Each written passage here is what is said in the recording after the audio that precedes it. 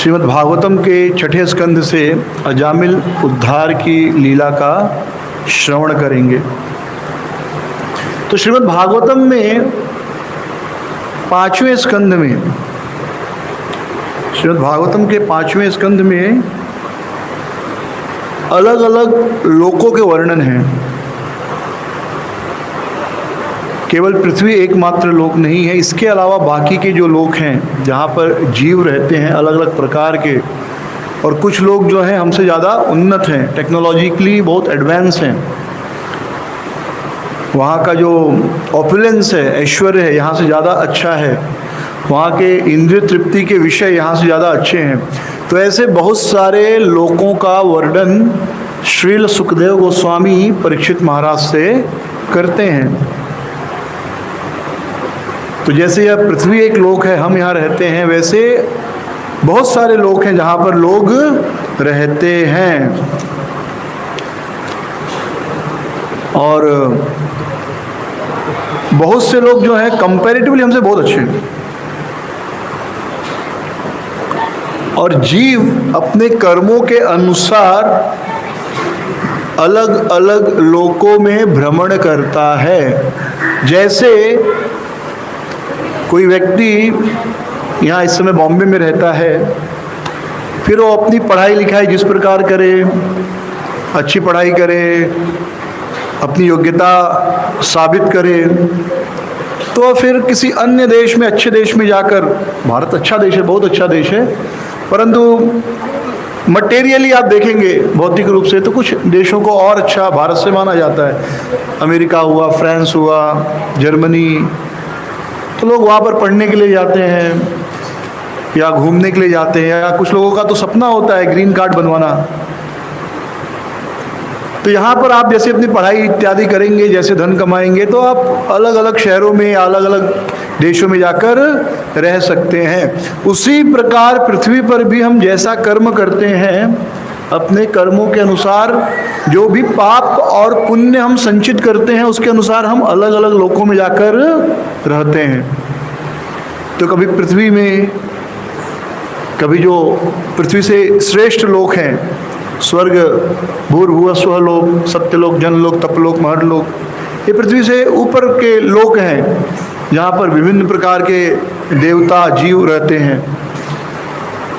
नीचे के भी लोक हैं, पृथ्वी से नीचे जो माने गए हैं चेतना के अनुसार, पाताल लोक कहलाते हैं। तो वहाँ पर भी हम जा सकते हैं अपनी चेतना के अनुसार, अपने कर्मों के अनुसार। तो इस प्रकार जीव अलग अलग लोकों में भ्रमण करता है। और एक ऐसा लोक है जहाँ पर व्यक्ति सिर्फ और सिर्फ पाप कर्मों का फल भोगने के लिए जाता है, और वहाँ पर कोई दूसरा उद्देश्य नहीं है। बाकी लोकों में थोड़ा सुख है, ज़्यादा दुख है, लेकिन है, थोड़ा सुख तो है। लेकिन जो नरक लोक है वहाँ पर केवल और केवल दुख है।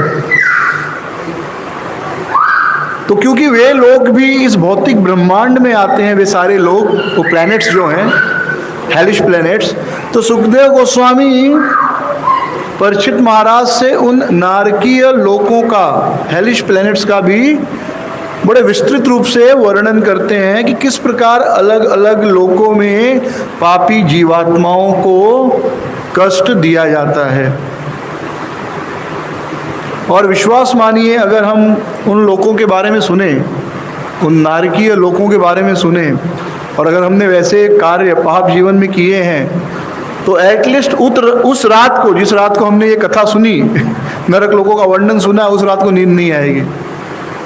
इतना भयंकर वर्णन है उन लोकों का कि किस प्रकार पापी पुरुषों को नरक में जो है सजा प्राप्त होती है, पनिशमेंट प्राप्त होता है। तो जैसे ही हम नरक लोकों का वर्णन सुनते हैं, और यदि वो पाप हमने किए हैं, तो तुरंत हमारे मन में इन दो में से एक विचार आता है। पहला, ये सब झूठ है, बोगस है, नरक स्वर्ग कुछ नहीं होता, मरने के बाद कुछ नहीं है। क्योंकि उस प्रकार हम अपने मन को सांत्वना देते हैं कि यद्यपि मैंने पाप किए हैं, लेकिन मैं नरक में नहीं जाऊंगा, क्योंकि नरक है ही नहीं, तो जाऊंगा कैसे। तो एक तरीका होता है डिनाई करना, उस सजा से, उस पनिशमेंट से बचने का एक तरीका होता है उस लोक को ही, उसके अस्तित्व को ही नकार देना कि नहीं, नरक है ही नहीं, तो हम पाप किए हैं तो भी नरक में हमें सजा नहीं मिलेगी। तो इसलिए आप देखेंगे बहुत बार जो लोग मटेरियली बहुत रिच होते हैं, बहुत धनी होते हैं, धन जिनके पास होता है, और सभी प्रकार का पाप यदि वो कर रहे हैं और इस संसार का सुख भोगने का प्रयास कर रहे हैं, तो जब वे भगवान के बारे में सुनते हैं तो कहीं ना कहीं जब हम भक्ति, भगवान या धर्म के बारे में सुनते हैं तो कुछ नियम, कायदे, कानून आ जाते हैं। और क्योंकि उनके पास इतना धन है, वे सोचते हैं कि क्यों, कैसे मैं इस धन का बहुत से बहुत अधिक से अधिक उपयोग करूं और इंद्रिय तृप्ति करूं। तो कहीं ना कहीं उनके मन में इच्छा आती कि काश भगवान करके होता ही नहीं, तो ये नर्क स्वर्ग का झंझट ही नहीं होता और मैं मेरे धन से, मेरे पैसे की शक्ति से मैं इस पूरे विश्व को भोग पाता। तो वैसे लोग भी भगवान के अस्तित्व को नकारना चाहते हैं। एक बेबस व्यक्ति चाहता है कि भगवान हो ताकि वो उसकी प्रार्थना सुने और उसका उद्धार करे, लेकिन जो व्यक्ति शक्तिशाली है वो चाहता है कि भगवान ना हो। वो ऐसा क्यों चाहता है? क्योंकि उसे, अगर भगवान है तो फिर उसे भी नियम में रहकर चलना पड़ेगा, तो फिर वह सोचता है इतना धन के उपयोग का लाभ क्या है। तो जैसे ही नरक का वर्णन सुनते हैं, भगवान का वर्णन सुनते हैं, जो धनी व्यक्ति हैं, पापी व्यक्ति हैं, वो पहला चीज तो कहते कि ये है ही नहीं। दूसरा विचार जो ये आता है कि नहीं, नरक तो है, तो फिर बचे कैसे इससे? अब मैं कैसे नरक जाने से बच सकता हूं? मैं क्या करूं? मैंने पाप तो बहुत किए। तो पहला सीधा रिजेक्ट कर दिया जाता है इस आइडिया कि नरक है ही नहीं। या कोई श्रद्धावान होता है या उसे किसी प्रकार विश्वास होता है कि नहीं, नरक तो है, और फिर जब वो सुनता है नरकों का वर्णन और पापों, और उसने वे पाप किए हैं, तो समझता है कि ये पाप की मुझे यह सजा तो नरक में मिलेगी। तो तुरंत उसके मन में दूसरा विचार यह आता है, अगर वो रिजेक्ट नहीं कर रहा है नरकों को, कि मैं कैसे इन पापों से बचूं, कैसे मैं इन सजाओं से बचूं। और परीक्षित महाराज वे भी यही प्रश्न पूछते हैं सुखदेव गोस्वामी से। तो परीक्षित महाराज एक महान राजा हैं, अभिमन्यु के पुत्र हैं, अर्जुन के पोते हैं। उन्होंने जीवन में कोई पाप नहीं किया, अनघ, अनघ यानी सिनलेस, जिसने जीवन में कोई भी पाप नहीं किया हो उसे कहते हैं अनघ। वे अनघ थे, सिनलेस, कंप्लीटली प्योर, पाप उन्हें छू भी नहीं सकता था। उनकी वंश परंपरा भी ऐसी थी, ऐसे महान भक्त परिवार में उनका जन्म हुआ था, तो बड़ी कम संभावना थी कि पाप उनको छू पाता।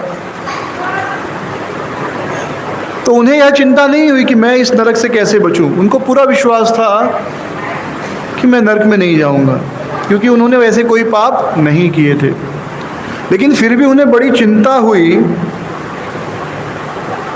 कि जो लोग दिन रात लैक स्टॉक बैरल में, होलसेल में ये पाप कर रहे हैं,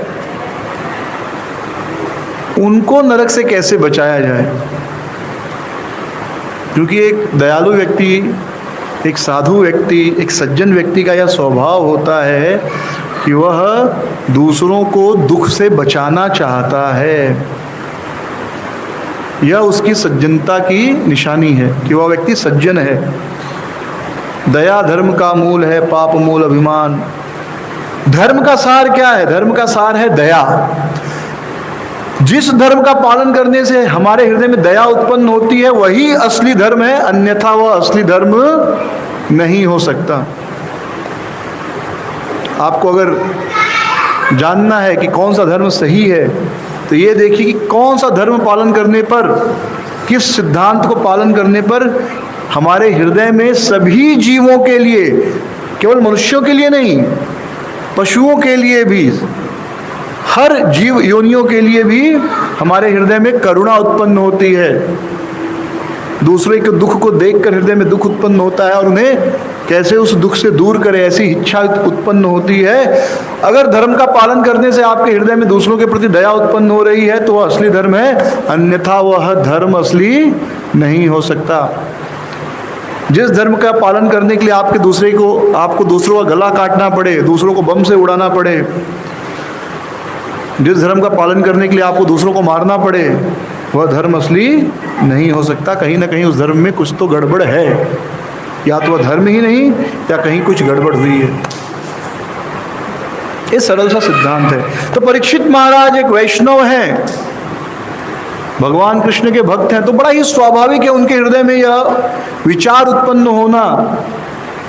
बहुत स्वाभाविक है कि जो जीव नर्क का टिकट कटा चुके हैं, फ्लाइट टिकट ले चुके हैं, इनफैक्ट फ्लाइट में बोर्डिंग भी कर लिए हैं, बस एरोप्लेन टेक ऑफ करने वाला है, उनको नरक से कैसे बचा सकते हैं।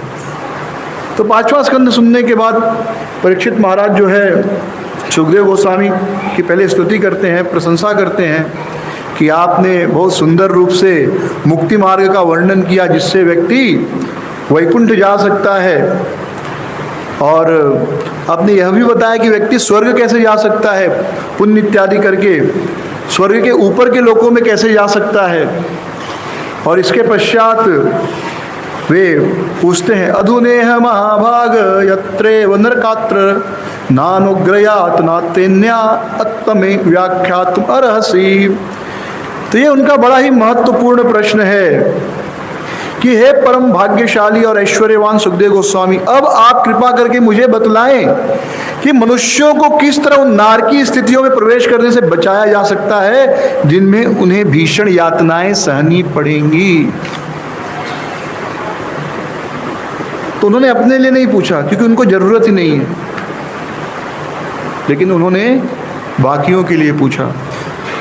परीक्षित महाराज की स्थिति क्या है? 7 दिन में उनकी मृत्यु होने वाली है, तक्षक नाग आकर उनको डसने वाला है।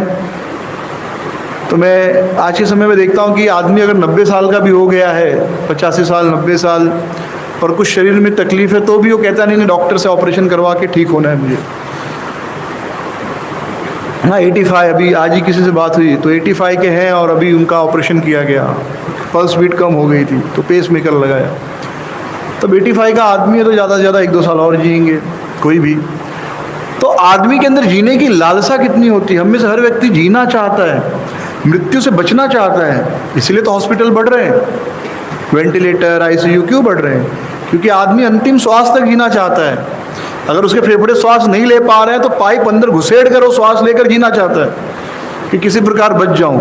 तो परीक्षित महाराज अब 7 दिन में मरने वाले मृत्यु सामने है, लेकिन परीक्षित महाराज क्या प्रश्न पूछ रहे हैं कि कैसे उन लोगों को नरक से बचाया जा सकता है जो नरक में जाने वाले। वास्तव में कोई व्यक्ति यह प्रश्न पूछेगा कि तक्षक नाग से मैं कैसे बचूं, कैसे मेरी रक्षा करूं, 7वें दिन तक्षक आने वाला, मैं क्या करूं कि तक्षक से बच जाऊं। लेकिन वे ये प्रश्न नहीं पूछ रहे हैं, वे दूसरों के लिए प्रश्न पूछ रहे हैं कि क्या करें, कैसे उनको बचाएं। तो इस प्रकार जब वे प्रश्न पूछते हैं तो सुखदेव गोस्वामी उनका उत्तर देते हैं, बड़ा ही सुंदर उत्तर देते हैं कि व्यक्ति को क्या करना चाहिए, व्यक्ति को प्रायश्चित करना चाहिए।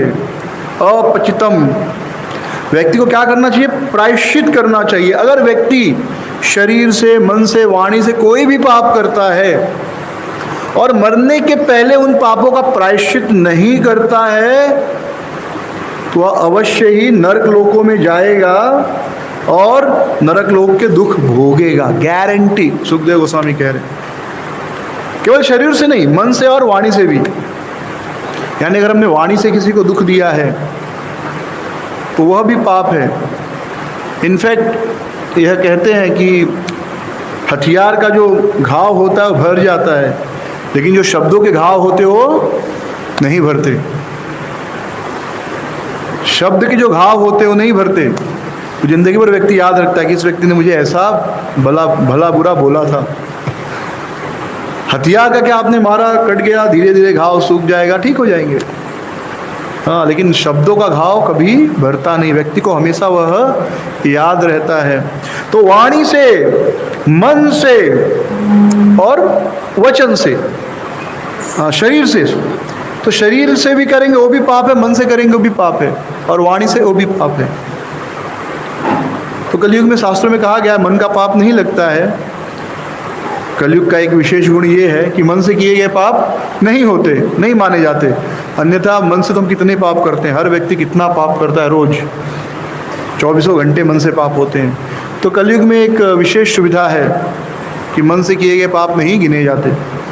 लेकिन अगर व्यक्ति ने पाप किया है तो मनु संहिता और धर्म शास्त्रों में बताया गया कि किस पाप का क्या प्रायश्चित है, पश्चाताप।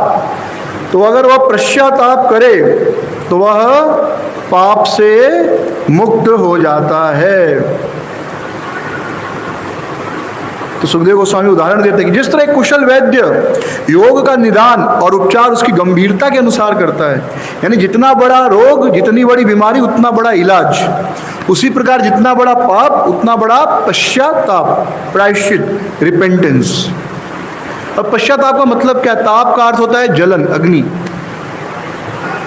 हम कहेंगे कोई व्यक्ति प्रायश्चित कर रहा है, पश्चाताप कर रहा है, तो उसे कैसे पापों से मुक्ति मिलेगी? उसे तो कुछ फिजिकल पनिशमेंट देना चाहिए। तो फिजिकल भी होता है प्रायश्चित में, फिजिकल भी व्यक्ति अपने आप को कष्ट देता है। दूसरा, वो खुद पश्चाताप करता है, अंदर से इतना गिल्टी फील करता है, अंदर से इतना दुखी महसूस करता है। वो जो अग्नि है उसके पापों को शुद्ध करती है। जैसे किसी वस्तु में दोष है तो अग्नि द्वारा उसके दोष को शुद्ध किया जाता है। सोने का दोष अग्नि द्वारा शुद्ध किया जाता है, लोहे को अग्नि द्वारा तपाकर शुद्ध किया जाता है। उसी प्रकार व्यक्ति पश्चाताप करके उस ताप में, प्रायश्चित की अग्नि में अपने पापों को शुद्ध होता है, मन को शुद्ध करता है। तो हर व्यक्ति को मरने के पहले प्रायश्चित कर लेना चाहिए, ऐसा सुखदेव गोस्वामी कहते हैं। तो उन्होंने क्या उपाय दिया कि अगर आपको नरक में जाने से बचना है, अगर आप नरक में नहीं जाना चाहते मरने के बाद, तो मरने से पहले आप प्रायश्चित कर लीजिए। अगर आप प्रायश्चित नहीं करेंगे तो आपको नरक में जाना पड़ेगा। लेकिन परीक्षित महाराज भी कम बुद्धिमान नहीं है, वे भी कोई साधारण व्यक्ति नहीं है। उन्होंने कह दिया कि नहीं, ये जो आप उदाहरण दे रहे हैं ये कुछ मुझे सही नहीं लगता। क्योंकि हम देखते हैं कि लोग पाप करते हैं, उनको पापों की सज़ा मिलती है। जैसे किसी चोर ने चोरी की, चोरी करने के बाद उसे पुलिस ने पकड़ लिया, जेल में डाला। जेल में जाने के बाद उसको सज़ा मिलती है, पनिशमेंट मिलता है, लेकिन वापस आने के बाद वो फिर से चोरी करता है, वो फिर से चोरी करता है। तो उस प्रायश्चित का क्या लाभ हुआ? उस दंड का क्या लाभ हुआ? एक बार एक जेल में दो व्यक्ति बात कर रहे थे, तो एक ने कहा, भाई तुम जेल से निकलने के बाद पहला काम क्या करोगे? तो उस व्यक्ति ने कहा कि मैं जाते ही सबसे पहले एक टॉर्च खरीदूंगा। तो दूसरे चोर ने पूछा, क्यों टॉर्च क्यों खरीदोगे? तो पहले ने कहा कि मैं चोरी करने गया था, और चोरी करने गया था तो बल्ब का बटन दबाने के बदले टीवी का बटन ऑन हो गया, तो शोर होने लगा, सब जग गए, तो सबको पता चल गया चोर आ गया, इसलिए हमको पकड़ लिया। तो टॉर्च रहेगा तो मैं देख तो सकता हूँ ना कौन सा बटन है। तो यानी प्रायश्चित में व्यक्ति योजना बनाता है, जब उसको दंड दिया जाता है तो वह योजना बनाता है कि अगली बार मैं क्या गलती नहीं करूं जिससे मैं पकड़ा ना जाऊं। यह सोचने के बदले कि मैं अब यह पाप करना छोड़ दूंगा, चोरी करना छोड़ दूंगा, गलत काम छोड़ दूंगा, व्यक्ति सोचता है कि मैंने पिछली बार क्या गलती की जिसके कारण मैं पकड़ा गया, अगली बार वह गलती नहीं करूंगा और लोग मुझे पकड़ नहीं पाएंगे। यानी he is becoming advance criminal. तो जो भारत की जेलें हैं उसमें एक साधारण सा क्रिमिनल जाता है और वहाँ से वह बहुत खूंखार क्रिमिनल बनकर निकलता है। ये जो चोरों की ट्रेनिंग होती है, चोर, मर्डरर्स, रेपिस्ट, ये यहाँ पर अगर कम किए हैं, जेल में जाकर और खतरनाक बनकर बाहर आते हैं, क्योंकि वहाँ पर वो अपने महाजनों से मिलते हैं। क्योंकि सारे बड़े बड़े चोर, रेपिस्ट, मर्डरर्स, डकैत, गुंडे सब तो जेल में ही हैं। तो एक छोटा आदमी भी जब जाता है, छोटा सा कोई गलती किया हुआ आदमी, तो वहाँ पर बड़े बड़े जो चोरों के महाभागवत हैं उनके संपर्क में वो आते हैं, तो और नए नए तरीके सीखते हैं अपराध करने के, नए नए ट्रिक्स सीखते हैं। पुलिस को कैसे बेवकूफ़ बनाए, सरकार को कैसे बेवकूफ़ बनाए, कानून का कैसे नियमों का मिसयूज़ करके बच सकते हैं। तो बाहर जितना व्यक्ति क्रिमिनल नहीं बनता, जेल के अंदर उससे ज़्यादा क्रिमिनल बनता है। तो ये दंड वाली विधि तो मुझे लगता नहीं कि कोई विशेष महत्वपूर्ण है ना। और फिर ये कहते हैं कि ये तो कुंजर शौचवत के समान है। कुंजर शौचवत यानी एक हाथी होता है, वह नदी में जाता है, बढ़िया से स्नान करता है और स्नान करके बाहर आता है तो फिर धूल उठाकर अपने ऊपर फेंक लेता है, फिर से शरीर गंदा हो गया। तो ऐसे ही किसी ने पाप किया, प्रायश्चित किया और प्रायश्चित करने के बाद फिर से पाप किया। तो प्रभुपाद जी वहाँ उदाहरण देते हैं क्रिश्चियंस का कि क्रिश्चियंस क्या करते हैं, मंडे टू सैटरडे पाप करते हैं और संडे को कहाँ जाते हैं, चर्च में। और चर्च में कहाँ जाते हैं, कन्फेशन बॉक्स। और वहाँ पर जो पादरी है चर्च का उसके सामने प्रार्थना करते कि मैंने ये पाप किए, मैं कन्फेशन कर रहा हूँ, और फिर उनका सारा पाप क्षमा हो जाता है, पाप जीरो हो जाता है, और वो फिर से मंडे से नया पाप करना शुरू करते हैं और फिर अगले संडे जाकर कन्फेशन कर लेते हैं। कन्फेशन यानी अपने पापों की जो है क्षमा मांगना, कन्फेस करना, मैंने ये पाप किया। तो कन्फेशन का वास्तविक उद्देश्य ये नहीं है कि हर हफ्ते आप जाकर क्षमा मांगो, फिर पाप करो, हफ्ते भर फिर क्षमा मांगो। तो परीक्षित महाराज कहते हैं ये तो कुंजर शौचवत है, ये तो हाथी स्नान जैसा है, इसका कोई लाभ नहीं है। तब परीक्षित महाराज की बात सुनते सुखदेव गोस्वामी बड़े प्रसन्न होते हैं और सुखदेव गोस्वामी कहते हैं कि राजन, आप जो कह रहे हैं बड़ी सुंदर बात कह रहे हैं, आपकी बातें बड़ी ही सुंदर हैं। ये जो प्रायश्चित है, प्रायश्चित की विधियां भी किसमें आती, कर्मकांड की विधि में आती हैं, प्रकृति के 3 गुणों की विधि में आती हैं। पाप भी 3 गुणों के कारण होता है, व्यक्ति सत्वगुण रजोगुण तमोगुण में है, उसके अनुसार पाप करता है आदमी। और ये जो पाप का प्रायश्चित है यह भी 3 गुणों के अधीन है। तो दोनों जो है वह 3 गुणों के अधीन है, इसलिए ऐसे पाप का प्रायश्चित व्यक्ति को शुद्ध नहीं कर पाता और वह फिर से पाप करता है। और उदाहरण देते हैं कि जैसे एक बर्तन है और उस बर्तन में क्या है, मदिरा रखी हुई है, वाइन, शराब। तो वह बर्तन बहुत दिनों से मदिरा रखा हुआ है उसके अंदर, तो उसके अंदर वो गुण आ जाएगा, वो ऐसा महकेगा। तो हम क्या करते हैं, किसी भी बर्तन को धोने के लिए पानी का उपयोग करते हैं, बराबर। लेकिन कोई व्यक्ति बर्तन में जिसमें मदिरा रखी थी, दारू रखी थी, उस बर्तन को दारू भी लिक्विड ही है, राइट, तो उससे वो धोए तो क्या वो साफ होगा कभी? या किसी मिट्टी में कीचड़ लग गया उसको फिर आप कीचड़ से धो, वो साफ होगा? तो जिस प्रकार कीचड़ से कीचड़ को धोया नहीं जा सकता, मदिरा से भरे हुए बर्तन को मदिरा से नहीं धोया जा सकता, उसी प्रकार 3 गुणों में अधीन जो पाप है उनको 3 गुणों द्वारा जो प्रायश्चित बताया गया उससे भी शुद्ध नहीं किया जा सकता। और एक बड़ा सुंदर उदाहरण देते हैं सुखदेव गोस्वामी। श्री श्री राधा मदन मोहन भगवान की जय, श्री श्री गौर निताय की जय, जगतगुरु श्रील प्रभुपाद की जय।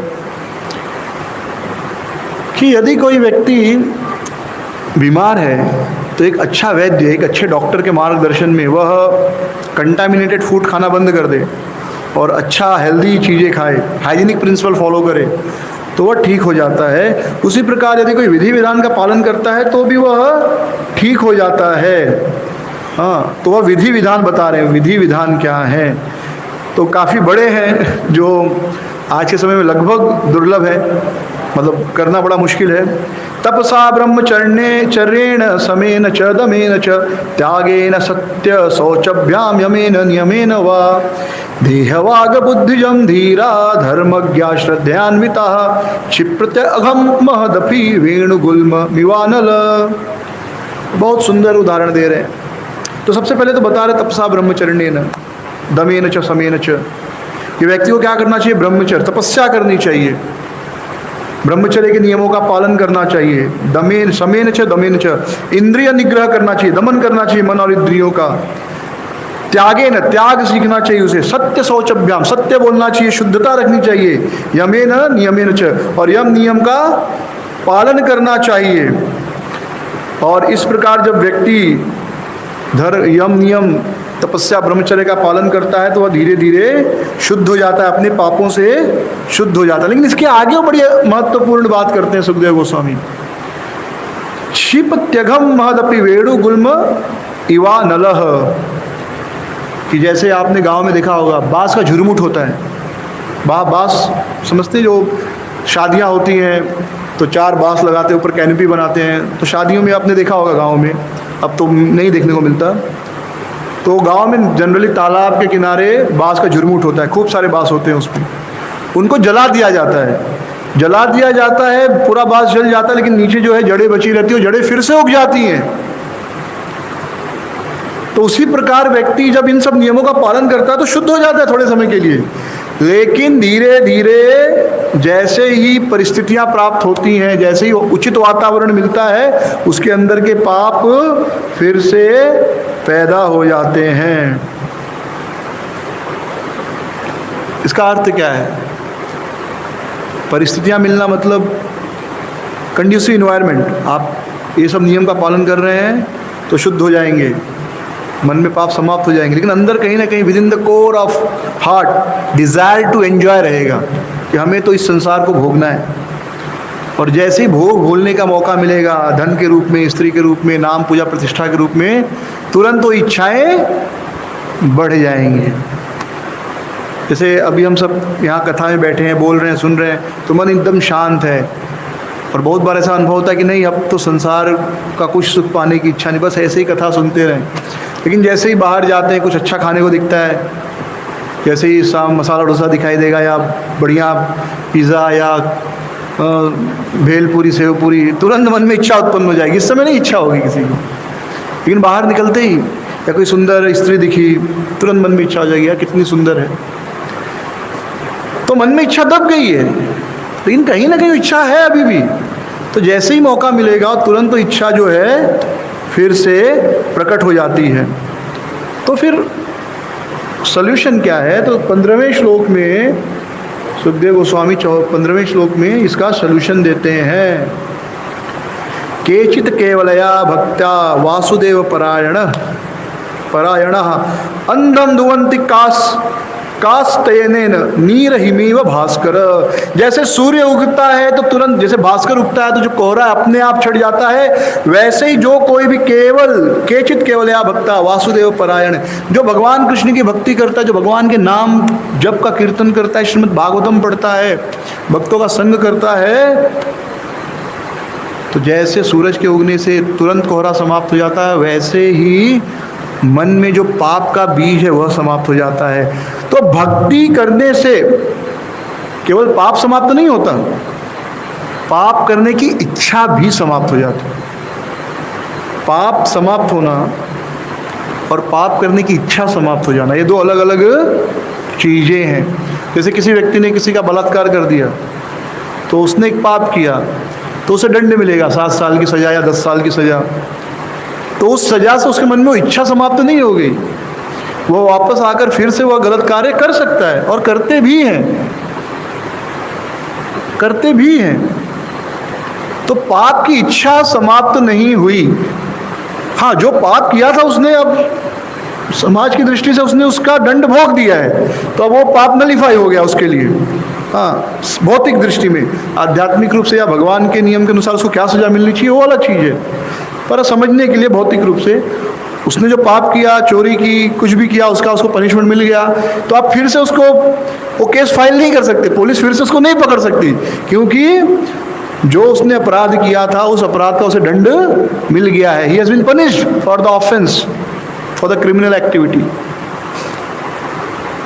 लेकिन इच्छा अभी भी है, तो अब वो क्या करेगा? वो ज़्यादा स्मार्ट बन जाएगा कि पिछली बार मैंने इस प्रकार गलती की थी इसलिए पकड़ा गया, अब मैं थोड़ा स्मार्ट बनूंगा, अब मैं मास्क लगा कर जाऊँगा, अपना फ़ोन नहीं लेकर जाऊँगा ताकि कोई ट्रैक नहीं कर सके। हाँ, सर पे पगड़ी बांध लूँगा, मास्क लगा लूँगा या मुंह छुपा लूँगा, तो फिर तो कोई पहचानेगा ही नहीं, और फिर मैं चोरी करूँगा या बलात्कार करूँगा, किसी को नहीं पता चलेगा, या लड़की को पहले बेहोश कर दूंगा। तो he will think other way कि वो पाप कर सके और पकड़ा नहीं जाए। तो पाप करने की इच्छा और ज़्यादा खतरनाक हो गई। तो प्रायश्चित में ये बहुत बड़ा खतरा होता है। तो प्रभुपाद जी इसलिए बार बार कहते थे कि जेलों में हरिनाम कीर्तन कराना चाहिए ताकि व्यक्ति के अंदर पाप करने की इच्छा समाप्त हो। इसलिए प्रभुपाद जी बार बार बोले कि अगर आप सच में समाज में सुधार चाहते हैं, हरे कृष्ण चुनौती में ये बात कहते हैं प्रभुपाद जी, या परफेक्ट क्वेश्चन परफेक्ट आंसर में, कि आप यदि समाज में सच में सुधार चाहते हैं तो आप जेलों में हरिनाम कराइए, लोगों को हरि नाम दीजिए। जब वो नाम जप करेंगे तो उनकी पाप करने की इच्छा समाप्त होगी।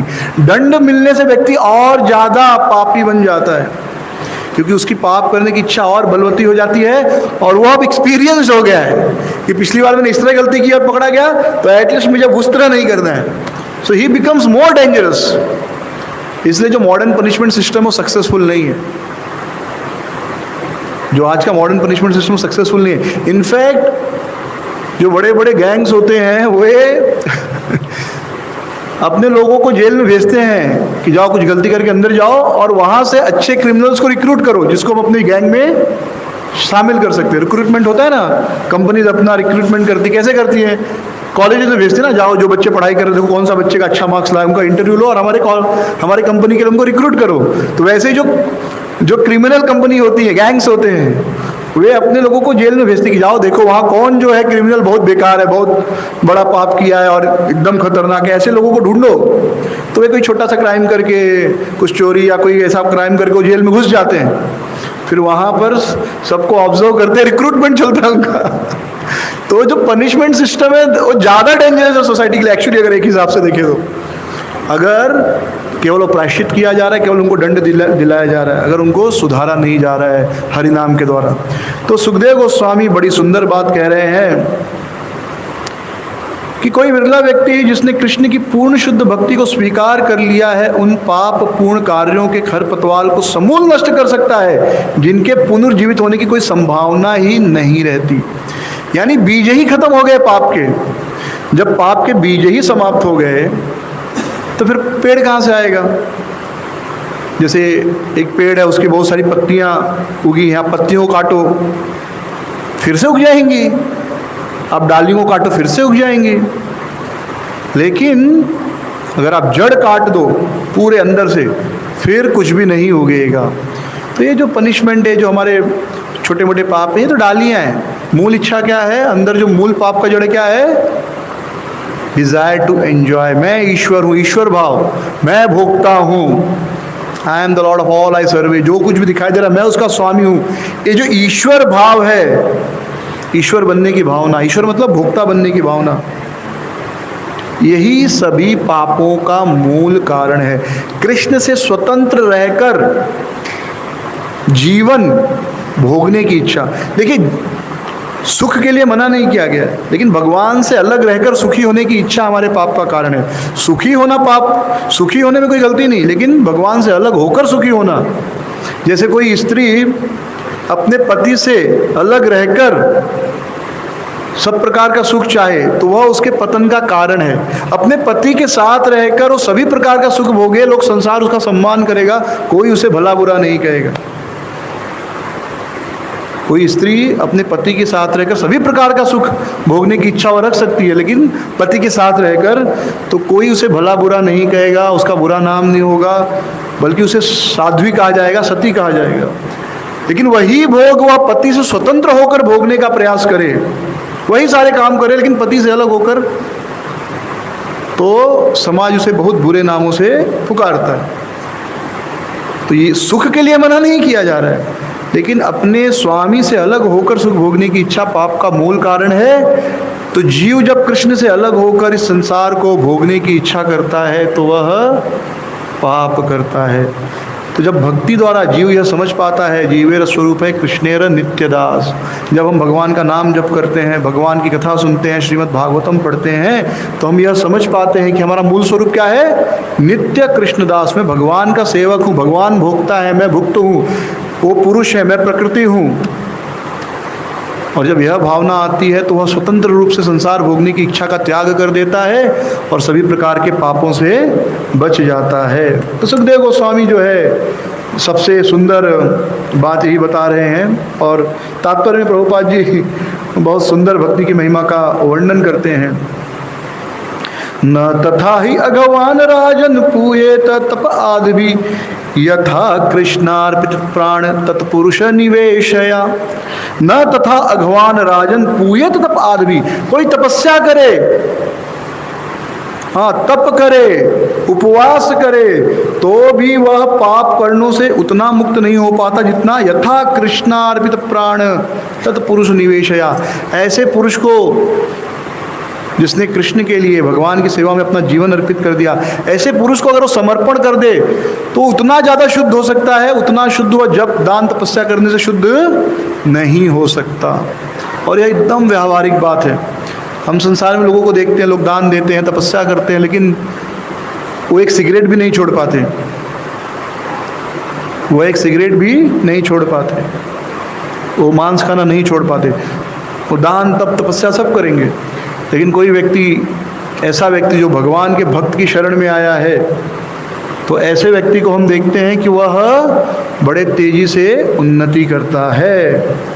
ऐसा व्यक्ति पापों से शुद्ध बन जाता है। सदृचीनो ही अयम लोके क्षेमा पंथा अकुतो भया सुशीला साधो यत्र नारायण परायण। यह जो रास्ता है, यह जो मार्ग है, सुदृचीनो ही अयम लोके, यह इतना अच्छा, इस संसार में इतना सुंदर मार्ग है। क्षेमा पंथा अकुतो भयात, यही वास्तविक मार्ग है। क्षेमा शुभ मार्ग है, अकुतो भया, इस रास्ते पर चलने वाले को कोई भी डर नहीं है। जो कोई भगवान का नाम जप करता है उस व्यक्ति को संसार में कोई भय नहीं रहता। सुशीला साधो यत्र नारायण परायण, जो भगवान के भक्त हुए इस रास्ते पर चलते हैं। किस रास्ते पर?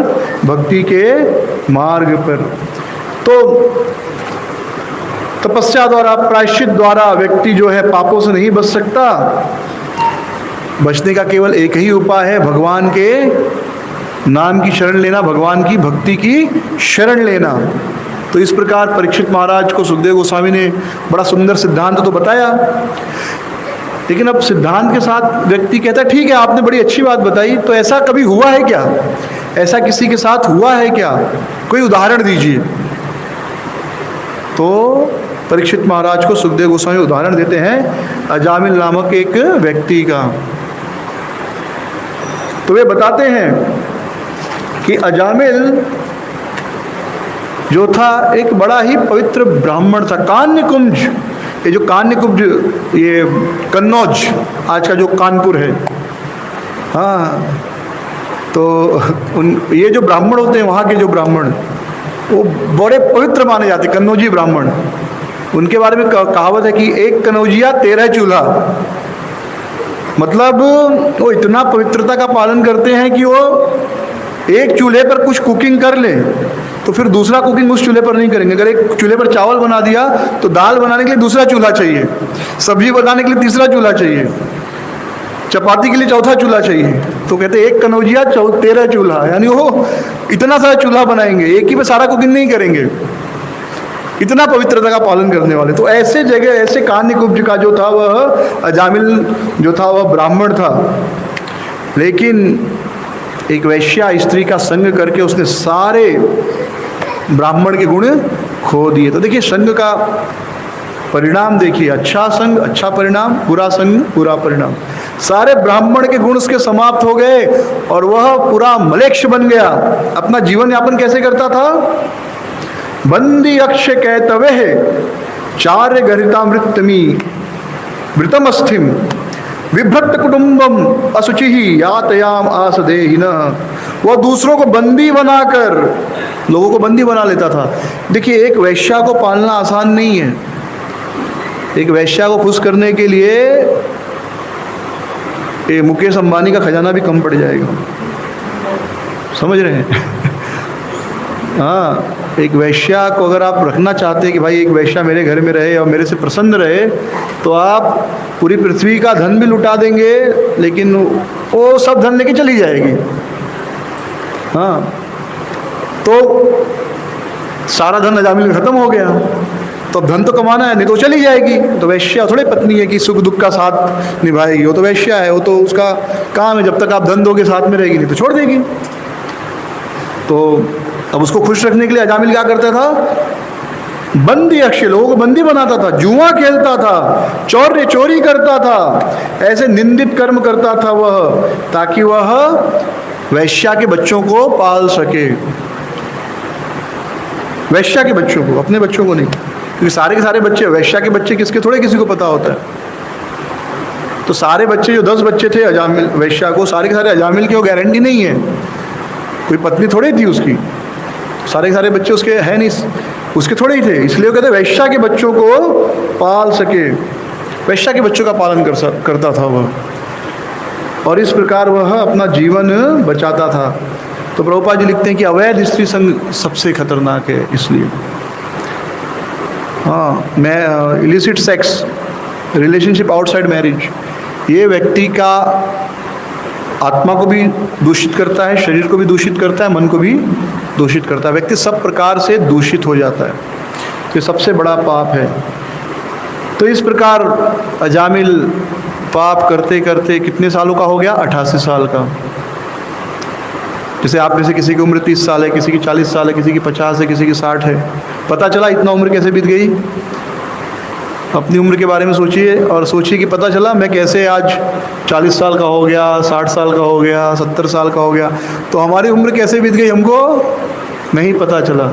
जैसे हाथ से रेख सरक जाती है वैसे जीवन बीत जाता है, पता नहीं चलता, आयु बीत जाती, पता नहीं चलता।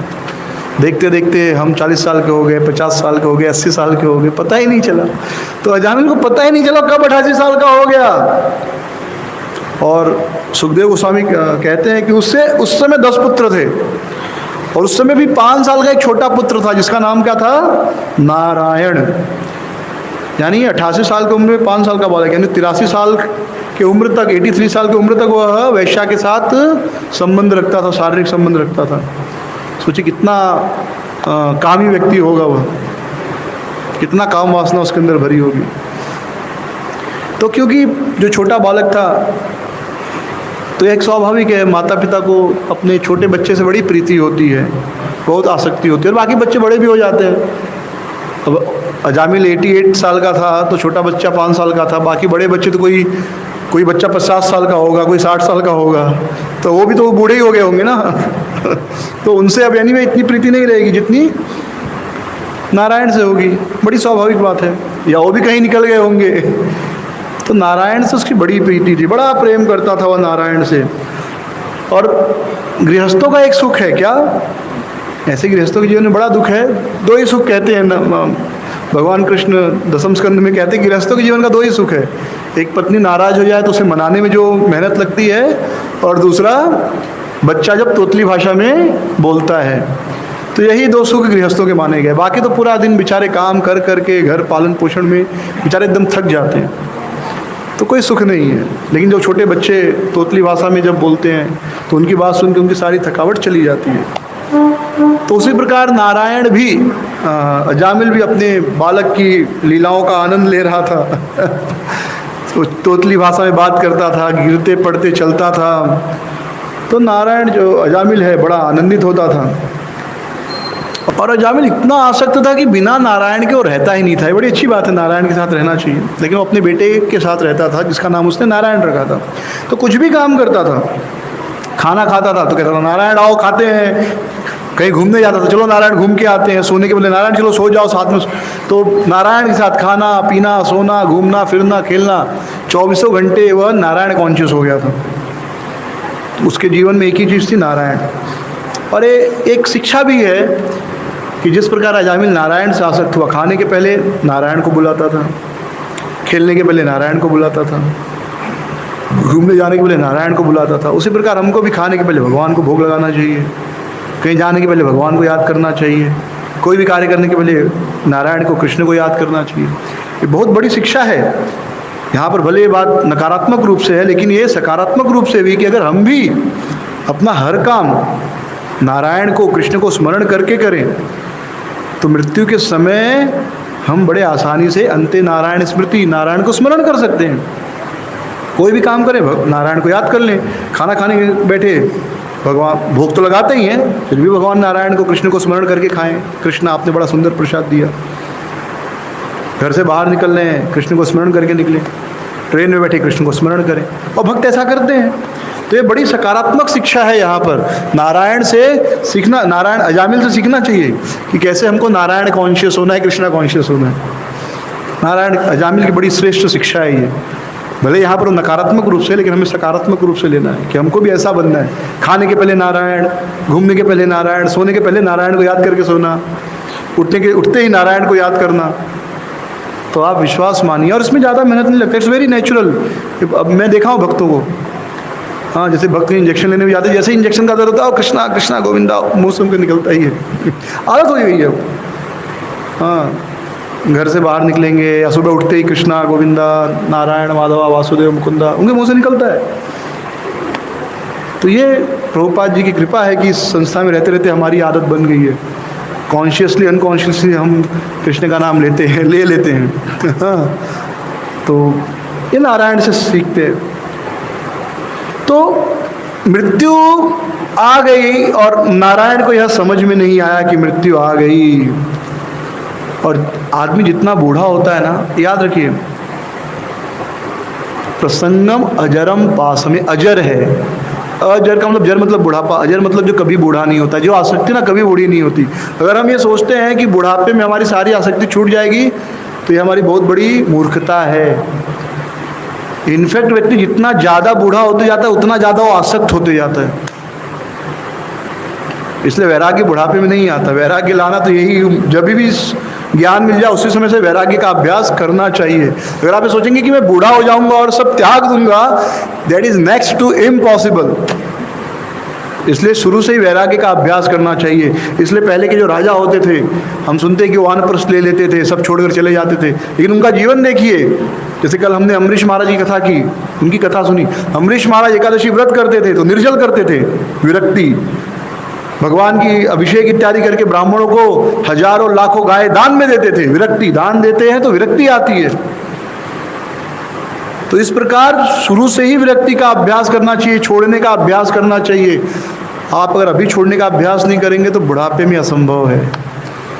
तो इसलिए शुरू से ही दान देना, उपवास रखना, तपस्या करना, थोड़ा थोड़ा शरीर को अभ्यास, मन को अभ्यास। तपस्या शरीर का अभ्यास है, दान देना, दूसरों को प्रणाम करना, सम्मान देना, ये मन का अभ्यास है विरक्ति के लिए। दूसरों की स्तुति करना, वैष्णव की प्रशंसा करना, ये मन का अभ्यास है। मन को आप मजबूत बनाते, स्ट्रांग बनाते हैं। जब हम दूसरों की स्तुति करते हैं तो अपने मन को विरक्त बनाते हैं अपनी स्तुति सुनने से। तो शरीर की तपस्या और मन की तपस्या दोनों आवश्यक है, और तभी जाकर बुढ़ापे में हम छोड़ पाएंगे। अभी से अगर हम मन से अभ्यास करेंगे छोड़ने का, तब बुढ़ापे में सच में छोड़ पाएंगे, अन्यथा भूल जाइए। तो व्यक्ति जितना बूढ़ा होता जाता है उसकी आसक्ति उतनी बढ़ते जाती है। अगर कोई ये सोचे बुढ़ापे में मेरी आसक्ति समाप्त हो जाएगी अपने आप, नहीं, असंभव है अगर आपने अभ्यास नहीं किया है तो। इसलिए जिस दिन ज्ञान मिले उस दिन से शुरू कर दीजिए अभ्यास, शरीर का और मन का, दोनों का, बुद्धि का उपयोग करके। तो इस प्रकार अजामिल मृत्यु उसके करीब आ गई थी। तो एक आदमी को आभास हो जाता है मृत्यु के पहले, थोड़ा उसको फीलिंग हो जाती है। और गरुड़ पुराण पढ़ेंगे तो उसमें बहुत से लक्षण बताए गए हैं। कान के बाल सफ़ेद होने लगे मतलब मृत्यु के लक्षण है। अगर यहाँ के बाल सफ़ेद होने लगे मतलब आप समझो बूढ़ा होना शुरू हो गया। इस तरह के बाल यहाँ के, रामचरितमानस में आता है कि जब दशरथ महाराज ने यहाँ पर अपने बाल सफ़ेद देखे कान के पास, तो बोले अब मुझे वानप्रस्थ लेना चाहिए, राम जी को अभिषेक करके अब जंगल जाना चाहिए। तो जैसे ही यहाँ के बाल सफ़ेद होने लगे हैं, किसी के बाल के यहाँ के सफ़ेद, मेरे एक दो हो रहे हैं, तो हाँ नहीं, यहाँ वाले कान वाले। तो मतलब समझ जाइए कि अब मृत्यु भाई आपको इंडिकेशन दे रही है, तैयारी शुरू कर दो। मृत्यु आने के पहले बहुत सा इंडिकेशन देती है। हम कहते हैं ना मृत्यु बिना बताए आती है, ऐसा नहीं है। कुछ लोगों का हो सकता है, लेकिन अधिकतर लोगों को मृत्यु बताती है भाई मैं आ रही हूँ। दांत गिरने लगते हैं, कमज़ोर हो जाते हैं, पेट का पाचन कमज़ोर हो जाता है, ये बाल सफ़ेद होने लगते हैं यहाँ के, हाँ, झुर्रियाँ पड़ने लगती हैं। तो समझने लगी कि मृत्यु अब बोल रही है भैया समय आ गया है, तैयारी कर लो, अपना बैगेज पैक कर लो, पुण्य का या पाप का, जो भी बैग पैक करना है। बाकी बैग तो नहीं लेके जाएंगे, पाप पुण्य जो है भक्ति वही बैग में जाएगा। तो बैग भरना शुरू करो, कब आके लेके जाऊंगी पता नहीं। तो तुरंत जब अजामिल इस प्रकार मरणासन्न अवस्था में था, और उसने क्या देखा, 3 भयानक व्यक्ति, एकदम भयानक, हॉरिबल, उनके मुंह टेढ़े थे और शरीर के रोए एकदम खड़े खड़े थे, जो बाल होते हैं, और उनके हाथ में रस्सियाँ थी, सूक्ष्म रस्सी थी, यम रस्सी, यम पाश कहते हैं जिसको, यम पाश, यम की रस्सी। और वे क्या देखे कि उन्होंने अजामिल का जो सूक्ष्म शरीर था उसको उस यम पाश से बांधकर बाहर उनको खींच रहे थे। अजामिल अपनी मृत्यु को साक्षात सामने देखा तो उसकी आंखें से आंसू आ गए। तुरंत उसे नारायण की स्मृति हुई, क्योंकि उसी से आसक्त था। जिससे हम आसक्त होते हैं उसी की याद आती है। और बड़े ही कातरता से, बड़े ही दुखी मन से उन्होंने उच्चारण किया, नारायण नारायण नारायण। तो भगवान को नहीं बुला रहा था, वो अपने बेटे को बुला रहा था। होता ना जैसे हम लोग माँ जब कुछ तकलीफ होती, मम्मी पापा ऐसा चिल्लाते हैं, तो वैसे वो नारायण नारायण चिल्लाने लगा। निशम्य म्रियमाणस्य मुखतो हरिकीर्तनम भर्तुर्नाम महाराज पार्षदा सहशापतन। निशम्य प्रियमाणस्य, मरते व्यक्ति के मुख से जब हरि कीर्तन निकला, मुख तो हरि कीर्तन निकला, यह सुनते ही भर्तु नाम, भर्तु यानी स्वामी, जो भरता है, भरता जो सबका पालन पोषण करे, उनको कहते हैं भरता। भर्तु नाम यानी भगवान का नाम सुनते ही तुरंत जो उनके पार्षद वे वहां आ गए कि भाई कौन इतने हृदय से, इतने प्रेम से, करुणा से हमारे स्वामी को बुला रहा है। तो तुरंत विष्णुदूत आ गए और उन्होंने देखा कि यमदूत क्या कर रहे हैं, अजामिल की आत्मा को, सूक्ष्म शरीर को बाहर खींच रहे हैं। तो विष्णु दूतों ने तुरंत उनको रोक दिया कि रुको, आप ऐसा नहीं कर सकते। तो जब यमदूतों ने ये सुना बड़े हैरान हो गए, क्योंकि आज तक कभी ऐसा हुआ नहीं था कि किसी ने यमदूतों को रोका हो। वे तो अपना काम कर रहे थे। तो उन्होंने कहा भाई आप लोग कौन हैं, आप लोग हमें क्यों रोक रहे हैं? हाँ, आप लोग वैसे तो अच्छे दिख रहे हैं, आप लोग क्यों हमें कह रहे हैं कि अजामिल के शरीर को मत छुओ? और फिर देखिए बड़ा सुंदर वर्णन है 34, 35, 36 में विष्णुदूतों के शरीर का, विष्णुदूत का वर्णन करते हुए यमदूत कहते हैं विष्णुदूतों के सुंदर शरीर का कि आपकी आंखें कैसे हैं, पद्म पलाशाक्ष, पद्म कमल के समान आपकी आंखें सुंदर हैं। पीत कौशय वाशय, और आपके जो वाशय यानी जो कपड़े हैं वो पीताम्बर रंग के हैं, रेशमी वस्त्र पहने हैं, आपके मुकुट बड़े सुंदर है, कानों में आपके कुंडल है, और आप एकदम सुंदर, एकदम तरुण बालक लग रहे हैं। जैसे 16-17 साल का लड़का होता है ना, एकदम सुंदर तरुण, वैसे आप लग रहे हैं। और आपके हाथ में शंख चक्र गदा पद्म तलवार ये सारे आयुध हैं। आप लोग कौन हैं और हमें क्यों रोक रहे हैं? तो ये भी बड़ा महत्वपूर्ण है। लोग कहते हैं ना ड्रेस एड्रेस डजेंट मैटर, पर ऐसा नहीं है। ड्रेस एड्रेस का बड़ा महत्व होता है। आदमी के ऊपर पहला इंप्रेशन किस चीज़ से पड़ता है? हमारे कपड़ों से। किस चीज़ से? कपड़ों से। तो एक साधु का कपड़ा जितना सरल होगा, गंदा नहीं, सरल का मतलब गंदा नहीं होता, सरल मतलब स्वच्छ हो लेकिन महंगा नहीं हो, लेकिन स्वच्छ हो। थोड़ा फटा कहीं है तो एक बार चल जाएगा, लेकिन साफ सुथरा होना चाहिए। हाँ, तो साधु का कपड़ा जितना स्वच्छ होगा और सरल होगा, लोग उतना आकर्षित होंगे। और जितना तड़क भड़क वाला कपड़ा होगा, उतना लोग कहेंगे ये तो साधु नहीं ढोंगी है। तो कपड़ों का बड़ा प्रभाव पड़ता है।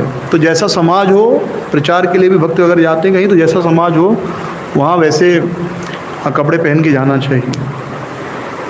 अगर आपने अच्छे से कपड़े पहने हैं, धोती कुर्ता है लेकिन अच्छा सा आयरन है, अच्छे से उतरी लिया है, तो सामने वाला आदमी इम्प्रेस होता है। मन में भले उसकी ईर्ष्या है कि देखो साधुओं के ऐसा बढ़िया बढ़िया कपड़ा पहनते, लेकिन he won't be able to express it. और बाय डिफ़ॉल्ट वो आपको सम्मान करेगा वहाँ पर, या आपकी बात सुनेगा, भाई देखते क्या बोलता है। क्योंकि ड्रेस एड्रेस पहला इंप्रेशन है, वो विजुअल्स आर वेरी पावरफुल। तो इसलिए प्रभुपाद जी हमेशा कहते थे क्लीन शेव्ड भक्तों को रहना चाहिए, अच्छा वेल ड्रेस्ड होना चाहिए, वेल शेव्ड, क्लीन शेव्ड, और प्रचार करने जाना चाहिए। अगर आप कहीं स्पेशली कहीं कॉलेज में जा रहे हैं, बड़े यूनिवर्सिटी में जा रहे हैं, या किसी बड़े आदमी को मिलने जा रहे हैं, अपने भक्तों के बीच चलता है, इतना कुछ नहीं। लेकिन आप विशेष रूप से कहीं पहली बार जा रहे हैं, नई जगह जा रहे हैं, तो आपको बहुत क्लीन नीट होकर जाना चाहिए। क्योंकि पहला जो आदमी देखेगा आपका इंप्रेशन बनाएगा, आपकी वाणी से नहीं। आप जाते थोड़ी शुरू कर दोगे प्रवचन, पहले उसको मिलोगे, हरे कृष्णा बोलोगे, तो देखेगा आप। तो पहला चीज़ आपके कपड़ों को देखेगा। हाँ, आपका पूरा जो डिमीनियर है, सर से लेके पैर तक क्या पहना है, तिलक कैसा लगाया है, शिखा बाल कैसे हैं, वो सब देखेगा। हाँ, सुंदर लग रहे हैं, that visual is so powerful, आदमी रेस्पेक्ट करने लगेगा, तुरंत आदमी सम्मान करने लगेगा। बाद में आप क्या ज्ञान देते नहीं देते बात का बात है, लेकिन वो एक पॉजिटिव प्लेटफॉर्म क्रिएट करता है, लोग रिसेप्टिव बनते हैं कि हाँ ठीक है आदमी क्या बोलता है सुनते हैं। लेकिन अगर हम एकदम वेल ड्रेस्ड नहीं हैं, अच्छे से अपने आप को नहीं ठीक तैयार किया और चले गए कहीं बाहर कथा करने या जहाँ पर हमको लोग नहीं जानते, तो पहले ही नेगेटिव इंप्रेशन आ जाएगा, कैसे हैं लोग, तो पहले से अवर्स हो गया आपके टीचिंग्स के लिए। तो फिर उसके बाद आप बहुत अच्छा बोलोगे तो फर्क पड़ेगा, लेकिन अगर आप अच्छा ड्रेस करके जाते हो और उतना ही अच्छा बोलते तो ज़्यादा फर्क पड़ता, क्योंकि शुरुआत में नेगेटिव हो गया है तो फिर नेगेटिव से पहले जीरो में आएगा फिर पॉजिटिव में जाएगा ना, तब तक उसके लिए ज़्यादा मेहनत करना पड़ेगा।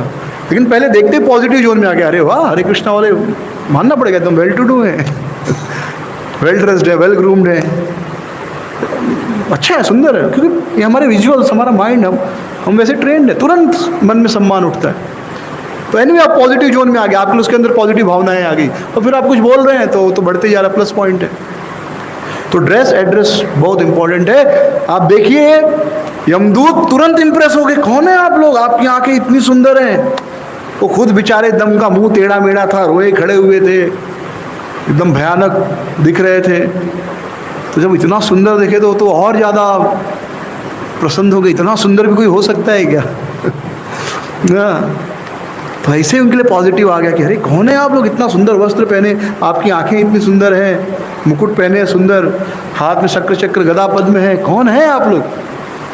तो ड्रेस एड्रेस बहुत इंपॉर्टेंट चीज़ है, उससे व्यक्ति के हम एक समाज में पॉजिटिव इमेज देने का प्रयास करते हैं। उससे हमेशा ये काम नहीं करता, लेकिन फर्स्ट इंप्रेशन बहुत इंपॉर्टेंट है ये।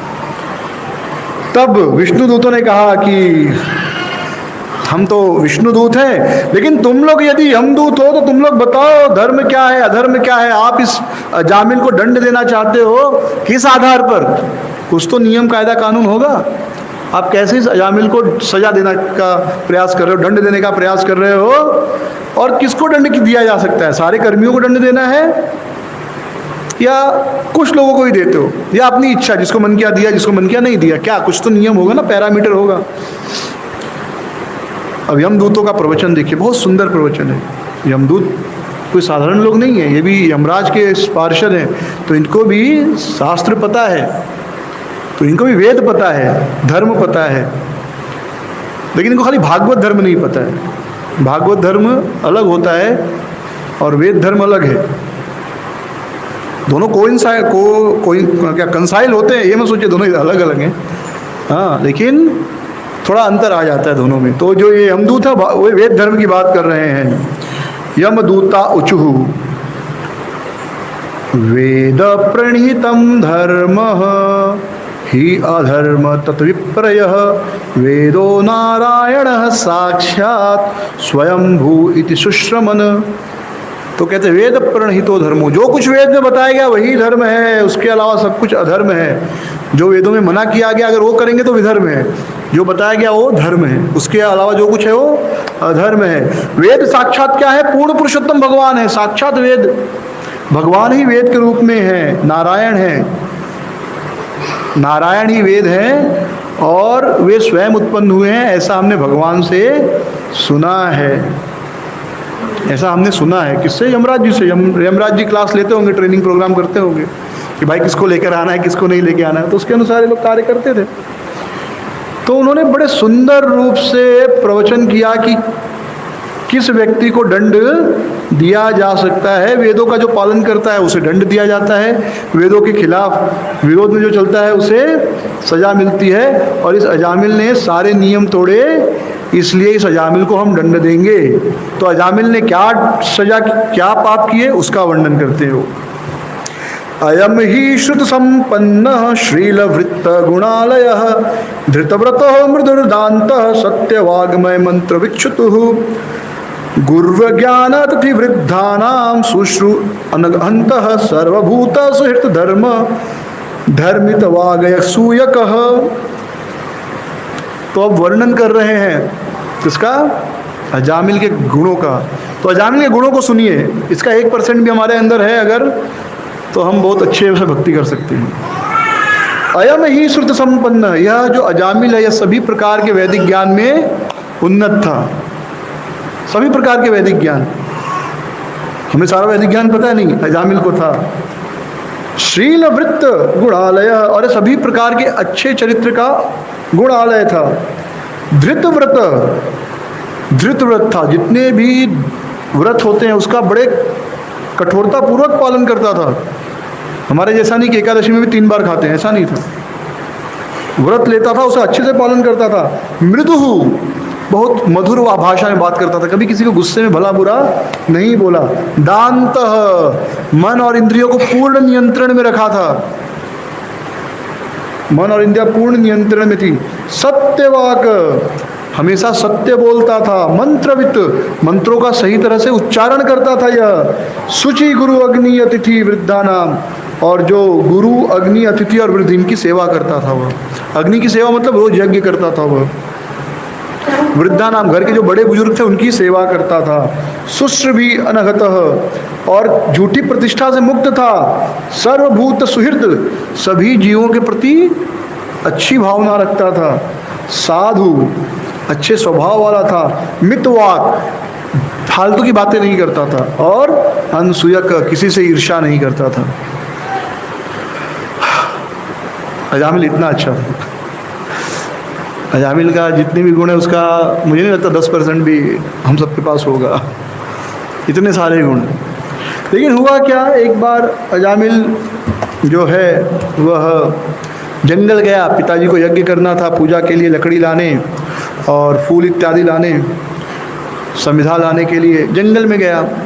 कोई उस समय ऑनलाइन शॉपिंग तो था नहीं, फ़ोन पे ऑर्डर कर दिया गया। जंगल से सारी पवित्र वस्तुएं और एकदम शुद्ध और ताज़ी वस्तुएं भगवान की सेवा में यूज़ होती थी।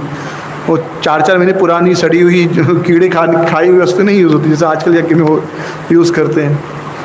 तो जंगल से सब लेकर आ रहा था। तो उस समय क्या देखा कि जंगल में एक वैश्या और एक शूद्र व्यक्ति एक दूसरे का आलिंगन कर रहे हैं। दोनों अर्धनग्न थे या पूर्ण नग्न थे और एक दूसरे को किस कर रहे थे, चुंबन कर रहे थे, इम्प्रेस कर रहे थे। तो अजामिल ने यह देखा तो उसके मन में वह वैश्या बैठ गई।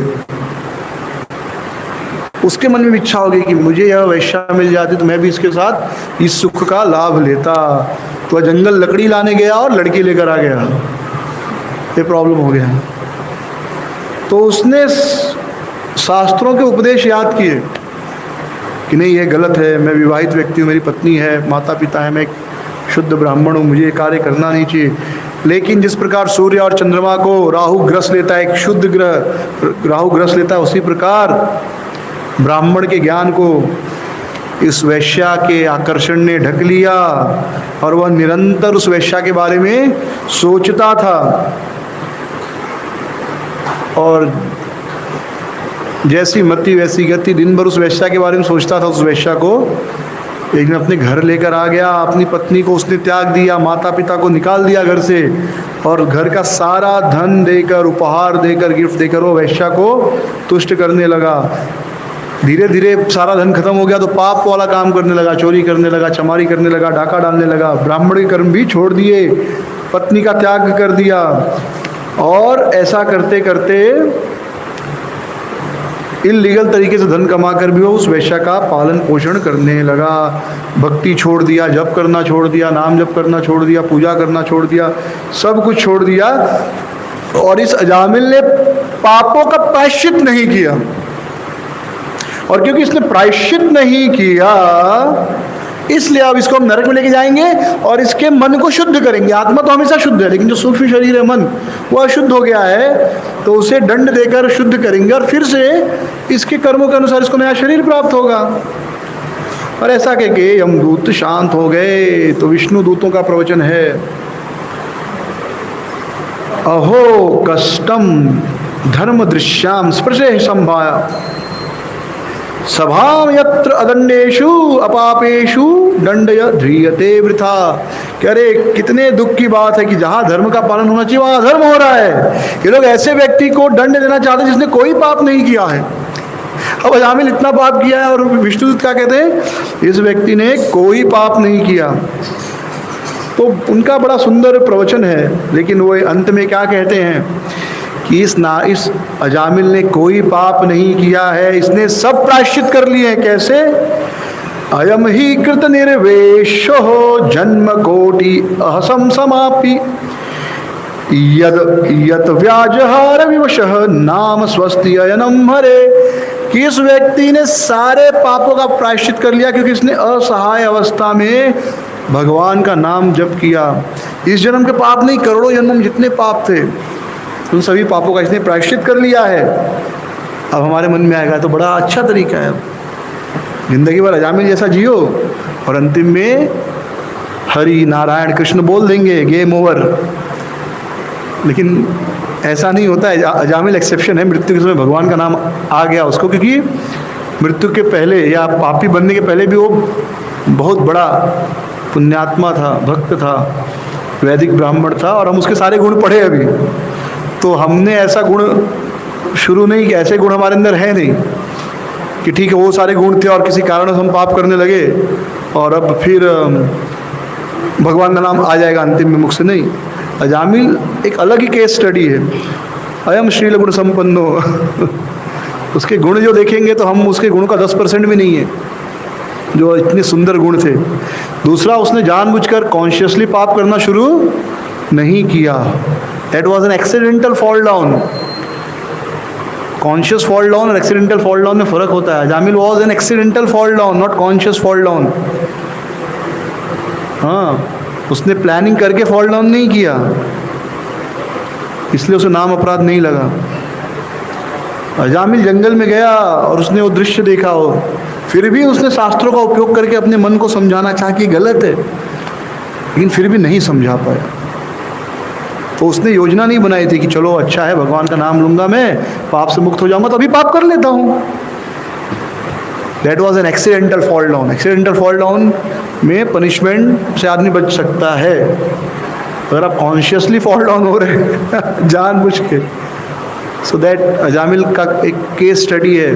अच्छे से उसको उस अजामिल के चरित्र को पढ़ना चाहिए। खाली अगर हम ये सोचें कि अजामिल ने अंतिम में भगवान का नाम लिया, बहुत पाप किए, भगवान का नाम लिया और बच गया यमदूतों से, तो ये पूरा गलत स्टडी है अजामिल का। अगर असली में आप अजामिल का केस स्टडी करेंगे तो सबसे पहले 56 और 57 इस 2 श्लोक आपको अच्छे से पढ़ना चाहिए। अहम श्रील गुण संपन्नो, उसके जो जो गुण हैं, हाँ 58, 59, 60 सॉरी हाँ 56 और 57 ये 2 श्लोक, वो गुण का 10% भी हमारे अंदर है नहीं है। फिर अजामिल से जो गलती हुई, पाप हुआ, क्या उसने जानबूझकर किया? नहीं, वो अपने पिता की आज्ञा से जंगल में गया था और उस परिस्थिति के कारण उसका पतन हो गया। और ऐसा नहीं कि देखते ही वो तुरंत तैयार हो गया अब मैं भी ऐसे करूँगा। उसने अपने आप को रोकने का प्रयास किया, लेकिन चंद्रमा, सूर्य जैसे पवित्र देवता भी राहु द्वारा ग्रस लिए जाते हैं, तो वैसे उसकी बुद्धि भी उसमें ग्रस ली गई उस वेश्या के कारण। माया महा ठगनी मोहि जानी, माया इतनी ठगनी है, हो जाता है। लेकिन अजामिल ने एक्सीडेंटली प्लान नहीं किया। हम अगर एक्सीडेंटल अपने अजामिल की कहानी सुनकर करेंगे कि अच्छा है, अजामिल तो अच्छा रोल मॉडल है, अजामिल ने पाप किया फिर आज भगवान का नाम लिया और बच गया, तो नहीं, ऐसे नहीं होता। अजामिल ने पाप नहीं किया, मतलब उसने जानबूझकर पाप नहीं किया। That was an accidental fall down. और वो पापी बनने के पहले बहुत बड़ा पुण्यात्मा था। सारे जो शुद्ध गुण होते, अच्छे गुण होते, सारे गुण उसके अंदर थे। हम तो अभी भी उन गुणों के करीब पहुंचने के लिए हमको पता नहीं कितना समय लगेगा। और अजामिल ने कभी भी नाम यह सोचकर नहीं लिया कि ये नाम लूंगा तो मैं पाप से मुक्त हो जाऊंगा, या कभी भी पाप यह सोचकर नहीं किया कि अभी पाप करूंगा और बाद में नाम लूंगा और शुद्ध हो जाऊंगा, बच जाऊंगा। तो हमेशा इस चीज़ का ध्यान रखिए। तो अब आप लोग फंस चुके हैं। अब आप लोग ये सोचकर पाप नहीं कर सकते कि भगवान का नाम तो मुझे पता है, अब मैं पाप करूंगा और नाम लूंगा। नहीं पता होता और पाप करते और नाम लेते तो बच जाते, लेकिन अब पता है तो नाउ इट्स लाइक माफिया, एक बार अंदर आ गए बाहर नहीं जा सकते हम। Now you know many things. तो भक्तों को ये थोड़ा सा ड्रॉबैक, एक्चुअली ड्रॉबैक नहीं, भक्ति बड़ा आनंद वाला चीज़ है, लेकिन अगर हम ये पाप बुद्धि रखेंगे तो ड्रॉबैक है कि अरे यार क्यों इतना जल्दी पता चल गया। 70 साल की उम्र में अजामिल की कथा सुनी होती तो आराम से मजा करते 70 साल तक, फिर अच्छा ऐसा होता ठीक है अब नाम जप करूँगा, हाँ तो अब अच्छा होता काश। लेकिन अब जो भी है आप फंस गए हो। अब आपको पता है कि ये सोच के पाप करेंगे कि नाम जब से पाप से मुक्त होते तो नाम अपराध लगेगा, इसलिए आप पाप अब नहीं कर सकते। ठीक है, तो अजामिल एक नहीं करोड़ों जन्मों के पापों से बच गया। क्यों? उसने भगवान का नाम लिया। और विष्णुदूत कहते कि केवल यही नहीं, वो जब खाता था, सोता था, हर समय वह नारायण नारायण यह कहता था। तो जो 4 अक्षर है नारायण, इनका उच्चारण करता था। केवल एक नाम से उसके सारे पाप नष्ट हो गए। ये तो उसने पाप तो खत्म हो गए, पुण्य बहुत कर लिया उसने। क्योंकि जब पहले भी नारायण नाम का उच्चारण करता था तो यह सोच करो, जब नारायण नहीं कहता था कि नारायण नाम भगवान का है तो मैं जो पाप कर रहा हूँ खत्म होते जाएगा, तो उसने कभी नाम अपराध नहीं किया। याद रखिए, अजामिल ने कभी नाम अपराध नहीं किया, जगाई मधाई ने कभी वैष्णव अपराध नहीं किया, और फिर नाम अपराध भी नहीं किया। उन्होंने एक बार वचन दे दिया तो कभी फिर आज्ञा की अवज्ञा नहीं की। उन्होंने जब चैतन्य महाप्रभु वचन दे दिया कि आज से हम पाप नहीं करेंगे, उसके बाद कभी पाप नहीं किया। ये केस स्टडी पूरा होना चाहिए किसी का भी, सुपरफिशियल केस स्टडी से काम नहीं चलेगा। जगाई मदाई ने जब वचन दिया महाप्रभु का आज से हम कोई पाप नहीं करेंगे, उसके बाद कोई पाप नहीं किया, नॉट इवन सिंगल सिन। उसके पहले भले बहुत बड़े पापी हो, कहते हैं कि ऐसा कोई पाप नहीं था जो जगाई मदाई ने नहीं किया। लेकिन जब एक बार वचन दिया, पापों की क्षमा मांग ली और वचन दे दिया आज से पाप नहीं करेंगे, तो उन्होंने कभी पाप नहीं किया, बल्कि इतना प्रायश्चित करते थे, हमेशा दीन बनकर सभी वैष्णवों को, सभी लोगों को क्षमा मांगते थे कि हमने जाने अनजाने में कोई पाप किया हो तो मुझे क्षमा करना, आपके प्रति कोई अपराध किया हो तो क्षमा करना। तो इसलिए शास्त्रों को पूरा स्टडी करना चाहिए, कोई भी case study. So Jagai Madhai, Ajamil, the special case. हाँ, तो वे हमारे लिए उदाहरण इस प्रकार हैं कि भगवान का नाम से हमारे पाप क्षमा हो जाते हैं। लेकिन अगर आप उनको दूसरे टर्म में ले रहे हैं कि भाई ये तो अच्छा है, पाप करेंगे और नाम जप करेंगे तो बच जाएंगे, तो नहीं, फिर अजामिल जैसा बनना पड़ेगा। तो अजामिल जैसा बनने के लिए पहले जो श्लोक संख्या 56 और 57 के गुण है ना, पहले वो वैसा बन के दिखाओ। हाँ, मंत्रविद, दांत, अदांत, अनसूय, किसी से ईर्ष्या नहीं, मृत भाग, कम खाता था, लोगों से प्रजल्प नहीं करता था। कहाँ है ये गुण? मंत्रविद, मंत्र एक से मंत्र सुंदर उच्चारण करता था मंत्रों का, गुरु वैष्णव ब्राह्मण अग्नि सबकी सेवा करता था, अतिथियों की सेवा करता था, वृद्धजनों माता पिता की सेवा करता था। कहाँ है ये सारे गुण? पहले वो गुण लाइए, फिर एक्सीडेंटल फॉल डाउन होगा अगर फिर ठीक है, फिर हो बच जाएंगे। सो अजामिल की कथा हमें पाप करने के लिए प्रेरित करने के लिए नहीं है, बल्कि यह बताने के लिए कि अगर कोई पापी व्यक्ति भी भगवान का नाम अनजाने में ले तो पापों से मुक्त हो जाता है। श्री श्री राधा मदन मोहन भगवान की जय, श्री श्री गौर निताई की जय, जगतगुरु श्रील प्रभुपाद की जय। तो जो लोग रोज प्रेम के साथ भगवान का नाम लेते हैं उनको क्या मिलेगा वो सोचो, ये प्रेरणा देने के लिए है। तो जब करते वक्त यह सोचना चाहिए कि पाप करने के बाद अगर कोई नाम ले तो उसको भगवान उसे माफ़ करते हैं, क्षमा कर देते हैं। तो हम अगर प्रेम से नाम ले तो हमें क्या देंगे भगवान? और अजामिल तुरंत भगवत धाम नहीं गया, वो खाली यमदूतों से बचा। बाद में उसने 12 साल तपस्या की हरिद्वार जाकर, तब जाकर वो उसके बाद वो भगवत धाम गया। लोग पिंगला का उदाहरण देते, पिंगला वैश्या थी और भगवत धाम चली गई। पिंगला ने भी बाद में भक्ति की, जब उसको अनुभव हुआ कि तो पाप कर रही हूँ मैं, उसके बाद उसने वो वैश्यावृत्ति छोड़ दी और भक्ति की, फिर वो भगवत धाम गई। ऐसा नहीं कि बस उसके मन में रियलाइज हुआ और मैं तुरंत चली गई। तो लोग शास्त्रों को आधा समझते हैं और शास्त्रों के अंदर गलती निकालने का प्रयास करते हैं, लेकिन हमें शास्त्रों को पूर्ण रूप से समझना चाहिए। तो नाम महिमा का एक श्लोक पढ़ के जो है मैं यहाँ पर विश्राम लूँगा। एक्चुअली आगे जो है यमराज जी भी नाम की महिमा का वर्णन करते हैं, लेकिन यहीं पर सार जो है इतना ही है, तो यहीं पर विश्राम लेंगे।